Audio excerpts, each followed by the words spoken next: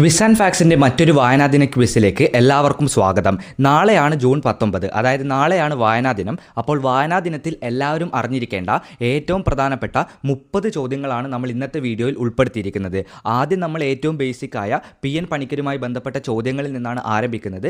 അതിനുശേഷം മലയാളത്തിലെ മറ്റ് സാഹിത്യ കൃതികളും അത് എഴുതിയ ആളുകളെയും പറ്റിയും മറ്റ് പുരസ്കാരങ്ങളെയും പറ്റിയുമാണ് ഇന്നത്തെ വീഡിയോയിലൂടെ കവർ ചെയ്യുന്നത്.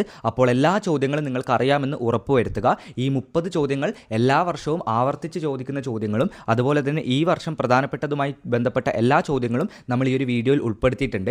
ഈ 30 ചോദ്യങ്ങൾ നിങ്ങൾ അവസാനം വരെ കണ്ട് ഈ ചോദ്യങ്ങളെല്ലാം നിങ്ങൾക്കറിയാമെന്ന് ഉറപ്പുവരുത്തുക. എല്ലാവരും ഈ വീഡിയോ മുഴുവനായി കാണുക. ഈ വീഡിയോയുടെ അവസാനം എല്ലാ വീഡിയോയിലും ഉള്ളതുപോലെ തന്നെ ഒരു ബോണസ് ക്വസ്റ്റ്യൻ നൽകിയിട്ടുണ്ട്. ബോണസ് ക്വസ്റ്റ്യൻ്റെ ഉത്തരം ആരാണോ കമൻറ്റ് ബോക്സിൽ കമൻറ്റ് ചെയ്യുന്നത് അതിൽ നിന്ന് കുറച്ച് പേരെ സെലക്ട് ചെയ്ത് നമ്മൾ അടുത്ത വീഡിയോയിൽ വിന്നറായി പ്രഖ്യാപിക്കുന്നതാണ്. അപ്പോൾ എല്ലാവരും വീഡിയോ അവസാനം വരെ കണ്ട് ബോണസ് ക്വസ്റ്റ്യൻ്റെ ഉത്തരം കമൻറ്റ് ബോക്സിൽ രേഖപ്പെടുത്തുക. അതോടൊപ്പം തന്നെ ഈ ഒരു വീഡിയോയിൽ നമ്മൾ സാധാരണ വീഡിയോയിൽ ഉള്ളതുപോലെ ടൈമർ നൽകിയിട്ടില്ല.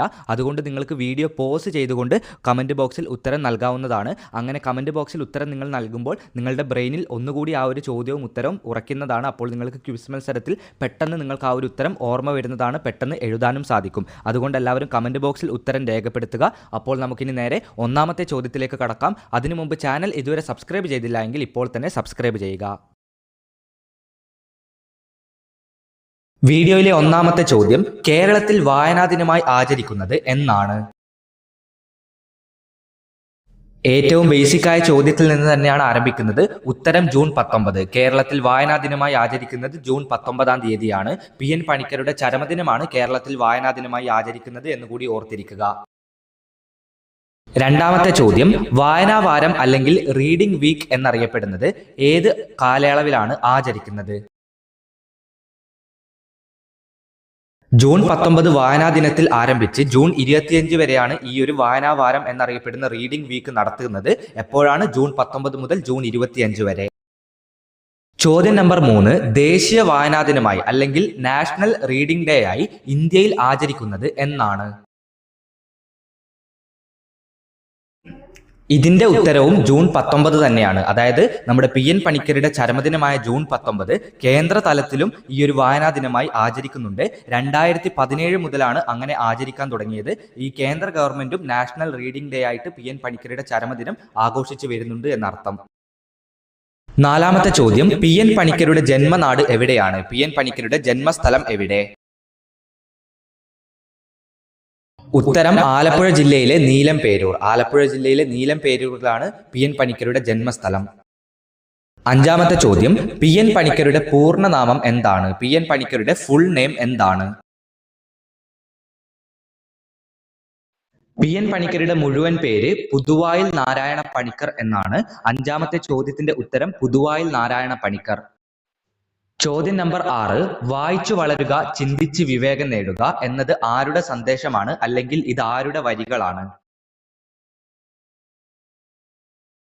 നമ്മൾ ഇത്രയും സമയം പറഞ്ഞുകൊണ്ടിരുന്ന PN പണിക്കർ, പുതുവായിൽ നാരായണ പണിക്കർ എന്ന PN പണിക്കരുടെ പ്രശസ്തമായ വരികളാണ് വായിച്ചു വളരുക, ചിന്തിച്ച് വിവേകം നേടുക. ചോദ്യം നമ്പർ 7, PN പണിക്കർ 1945 സ്ഥാപിച്ച പിന്നീട് ഗ്രന്ഥശാല സംഘമായി മാറിയ സംഘടന ഏതാണ്? ഉത്തരം അഖില തിരുവിതാംകൂർ ഗ്രന്ഥശാല സംഘം. 1945 ഇത് സ്ഥാപിച്ചത് എന്ന് ഓർത്തിരിക്കുക. കാരണം തിരുവിതാംകൂർ ഗ്രന്ഥശാല സംഘം സ്ഥാപിച്ച വർഷം ചോദിക്കാറുണ്ട്. ഉത്തരം ഓർത്തിരിക്കുക 1945. ചോദ്യം number 8, Kerala state literacy council രൂപീകരിക്കുന്നതിന് മുന്നോടിയായി PN പണിക്കർ സ്ഥാപിച്ച സംഘടന ഏതാണ്? PN പണിക്കർ സ്ഥാപിച്ച ആ സംഘടനയുടെ പേരാണ് കാൻഫേദ്. KANFED എന്നാണ് അതിനെ പറയുന്നത്. അതിന്റെ ഫുൾ ഫോം ഇമ്പോർട്ടൻ്റ് ആണ്, ഓർത്തിരിക്കുക. Kerala association for non formal education and development എന്നാണ് കാൻഫേദിന്റെ ഫുൾ ഫോം. ചോദ്യം നമ്പർ 9, PN പണിക്കരുടെ സ്മരണാർത്ഥം ഇന്ത്യൻ തപാൽ വകുപ്പ് സ്റ്റാമ്പ് പുറത്തിറക്കിയ വർഷം ഏതാണ്? ഉത്തരം 2004. PN പണിക്കരുടെ സ്മരണാർത്ഥം, അതായത് PN പണിക്കരുടെ ഓർമ്മയ്ക്ക് വേണ്ടി ഇന്ത്യൻ തപാൽ വകുപ്പ് സ്റ്റാമ്പ് പുറത്തിറക്കിയ വർഷം 2004 ആണെന്ന് ഓർത്തിരിക്കുക.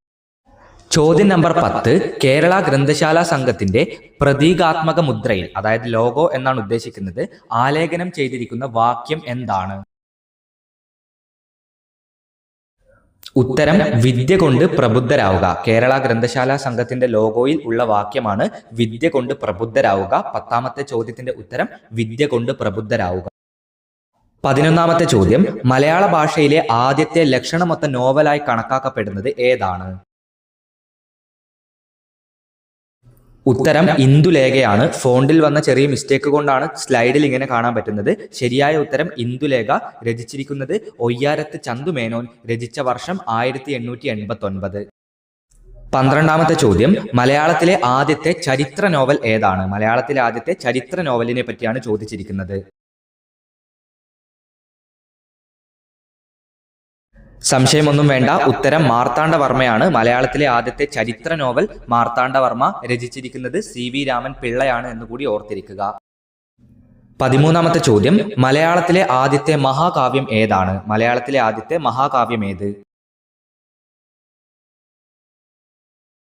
ഉത്തരം രാമചന്ദ്രവിലാസം. മലയാളത്തിലെ ആദ്യത്തെ മഹാകാവ്യം വളരെ ഇമ്പോർട്ടൻ്റ് ആണ്. ഉത്തരം രാമചന്ദ്രവിലാസമാണ്. ആരാണ് രചിച്ചത് എന്ന് ഓർത്തിരിക്കുക. അഴകത്ത് പത്മനാഭക്കുറുപ്പാണ് രാമചന്ദ്രവിലാസം രചിച്ചിരിക്കുന്നത്. അഴകത്ത് പത്മനാഭക്കുറുപ്പ്. ചോദ്യം നമ്പർ 14, മലയാളത്തിലെ ആദ്യത്തെ യാത്രാ വിവരണ ഗ്രന്ഥം ഏതാണ്? വളരെ ഇമ്പോർട്ടൻ്റ് ആണ്. മലയാളത്തിലെ ആദ്യത്തെ യാത്രാ വിവരണ ഗ്രന്ഥം ഏത്? മലയാളത്തിലെ ആദ്യത്തെ യാത്രാവിവരണ ഗ്രന്ഥം വളരെ ഇമ്പോർട്ടൻ്റ് ആണ്. ഉത്തരം വർത്തമാന പുസ്തകം. എന്താണ് ഉത്തരം? വർത്തമാന പുസ്തകം. ഇതാരാണ് രചിച്ചത് എന്നത് വളരെ ഇമ്പോർട്ടൻ്റ് ആണ്. പാറേമാക്കൽ തോമ കത്തനാരാണ് വർത്തമാന പുസ്തകം എന്ന യാത്രാവിവരണ ഗ്രന്ഥം രചിച്ചിരിക്കുന്നത്. ചോദ്യം നമ്പർ 15, മലയാളത്തിലെ ആദ്യത്തെ അച്ചടിച്ച പുസ്തകം ഏതാണ്? മലയാളത്തിലെ ആദ്യത്തെ അച്ചടിച്ച പുസ്തകം ഏത്?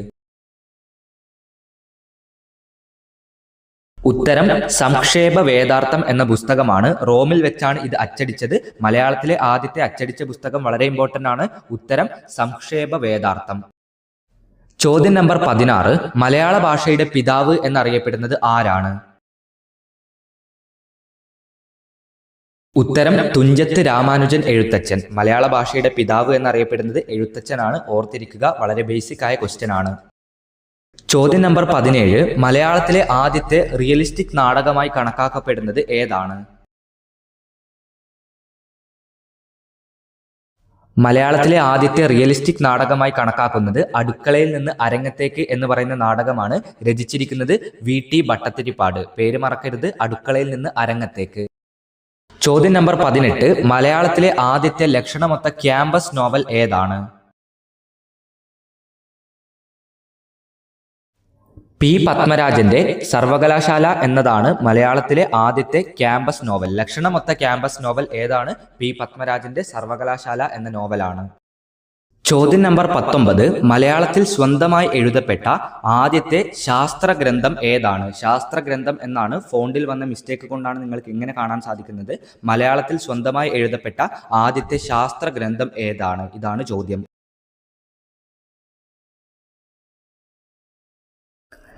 ഉത്തരം യുക്തിഭാഷ. ജ്യേഷ്ഠദേവന്റെ പുസ്തകമാണിത്.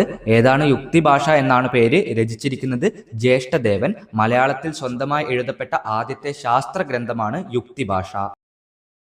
ചോദ്യം നമ്പർ 20, മലയാളത്തിലെ ആദ്യത്തെ നോവലായ ഫുൽമോനി എന്നും കരുണ എന്നും പേരായ രണ്ട് സ്ത്രീകളുടെ, അതായത് രണ്ടും ക്യാരക്ടേഴ്സിന്റെ പേരാണ് ഫുൽമോനി, കരുണ. ഈ രണ്ട് സ്ത്രീകളുടെ കഥ എഴുതിയതാരാണ്? ഹന്ന കാത്തറിൻ മുള്ളൻസ് ആണ് ഈ ഒരു നോവൽ ആദ്യമായി ബംഗാളിയിൽ ഒറിജിനലായി എഴുതുന്നത്. അത് 1852 അതിനുശേഷം 1858 ജോസഫ് പീറ്റ് ആണ് ഇത് മലയാളത്തിലേക്ക് വിവർത്തനം ചെയ്തത്. ഫുൽമോനിയുടെയും കരുണയുടെയും ചരിത്രം എന്നാണ് ഈ ഒരു പുസ്തകത്തിന് പേര് നൽകിയത്. ആരാണ് വിവർത്തനം ചെയ്തത്? ജോസഫ് പീറ്റ് ആണ്. ചോദ്യത്തിന്റെ ഉത്തരം ജോസഫ് പീറ്റ്. ചോദ്യം നമ്പർ 21, നമ്മൾ എല്ലാ വീഡിയോയിലും പറയുന്ന വളരെ പ്രധാനപ്പെട്ട കാര്യമാണിത്. ജ്ഞാനപീഠ പുരസ്കാരം നേടിയ ആദ്യത്തെ മലയാളി ആരാണ്?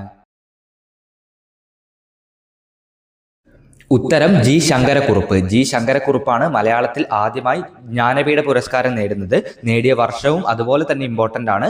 1965 G. ശങ്കരക്കുറുപ്പിന് ജ്ഞാനപീഠ പുരസ്കാരം ലഭിക്കുന്നത്. ചോദ്യം നമ്പർ 22, G. ശങ്കരക്കുറുപ്പിന് ജ്ഞാനപീഠ പുരസ്കാരം നേടിക്കൊടുത്ത കാവ്യ സമാഹാരം ഏതാണ്? ഉത്തരം ഓടക്കുഴൽ. 1965 ജി ശങ്കരക്കുറുപ്പിന് ജ്ഞാനപീഠ പുരസ്കാരം നേടിക്കൊടുത്ത കൃതിയാണ് ഓടക്കുഴൽ. 23ാമത്തെ ചോദ്യം, മലയാളത്തിൽ ഏറ്റവും ഒടുവിലായി അതായത് 6ാമത് ജ്ഞാനപീഠ പുരസ്കാരം ലഭിച്ച സാഹിത്യകാരൻ ആരാണ്? ഏറ്റവും ഒടുവിലായി അതായത് അവസാനമായി ജ്ഞാനപീഠ പുരസ്കാരം മലയാളത്തിലേക്ക് കൊണ്ടുവന്നത് അക്കിത്തം അച്യുതൻ നമ്പൂതിരിയാണ്. 2019 അദ്ദേഹത്തിന് ജ്ഞാനപീഠ പുരസ്കാരം ലഭിക്കുന്നത്. അദ്ദേഹമാണ് 6ാമത് അതായത് ഏറ്റവും അവസാനമായി മലയാളത്തിൽ നിന്ന് ജ്ഞാനപീഠ പുരസ്കാരം ലഭിച്ച ആൾ. ചോദ്യം നമ്പർ 24, ഒരു ദേശത്തിൻ്റെ കഥ എന്ന നോവലിന് ജ്ഞാനപീഠം നേടിയത് ആരാണ്? അതായത് ഒരു ദേശത്തിൻ്റെ കഥ എന്ന നോവൽ രചിച്ചതാരാണ്?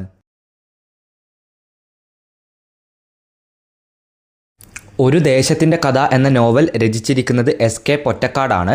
ഈ ഒരു നോവലിനാണ് അദ്ദേഹത്തിന് 1980 ജ്ഞാനപീഠ പുരസ്കാരം ലഭിച്ചത്. ജി ശങ്കരക്കുറുപ്പിന് ശേഷം ജ്ഞാനപീഠ പുരസ്കാരം മലയാളത്തിൽ ലഭിക്കുന്നത് എസ്.കെ. പൊറ്റക്കാടിനാണ്. ആ ഒരു ജ്ഞാനപീഠ പുരസ്കാരം നേടിക്കൊടുത്ത കൃതിയുടെ പേര് ഒരു ദേശത്തിൻ്റെ കഥ. 25ാമത്തെ ചോദ്യം, മലയാളത്തിൽ ജ്ഞാനപീഠ പുരസ്കാരം നേടിയ ഒരേ ഒരു മലയാളി വനിത ആരാണ്?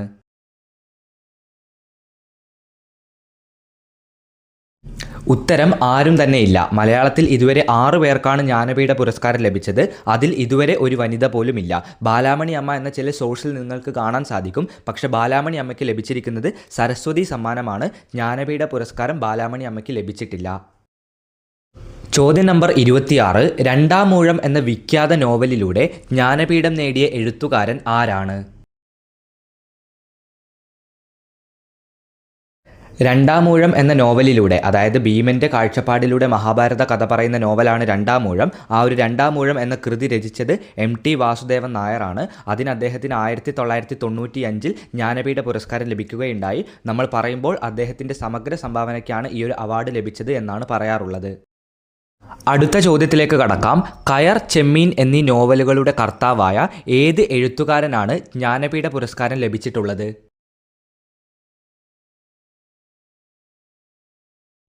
ഉത്തരം തകഴി ശിവശങ്കരപിള്ള. 1984 അദ്ദേഹത്തിന് ജ്ഞാനപീഠ പുരസ്കാരം ലഭിക്കുന്നത്.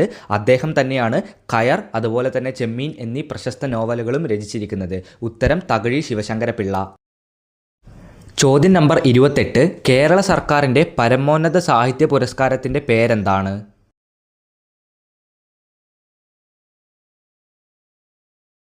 ഉത്തരം എഴുത്തച്ഛൻ പുരസ്കാരം. കേരള സർക്കാരിൻ്റെ പരമോന്നത സാഹിത്യ പുരസ്കാരത്തിൻ്റെ പേര് എപ്പോഴും ചോദിക്കുന്നതാണ്. എഴുത്തച്ഛൻ പുരസ്കാരമാണ്. കേന്ദ്ര തലത്തിൽ ഇതിൻ്റെ ഉത്തരം ജ്ഞാനപീഠ പുരസ്കാരമാണ്.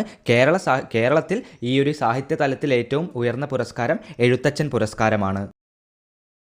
അപ്പോൾ നമുക്ക് അടുത്ത ചോദ്യം എഴുത്തച്ഛൻ പുരസ്കാരവുമായി ബന്ധപ്പെട്ട ചോദ്യം തന്നെ നോക്കാം. ആദ്യത്തെ എഴുത്തച്ഛൻ പുരസ്കാരം ലഭിച്ചത് ആർക്കാണ്?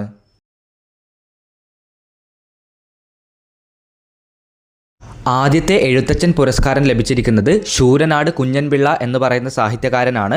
1993 അദ്ദേഹത്തിന് ഈ ഒരു എഴുത്തച്ഛൻ പുരസ്കാരം ലഭിക്കുന്നത്.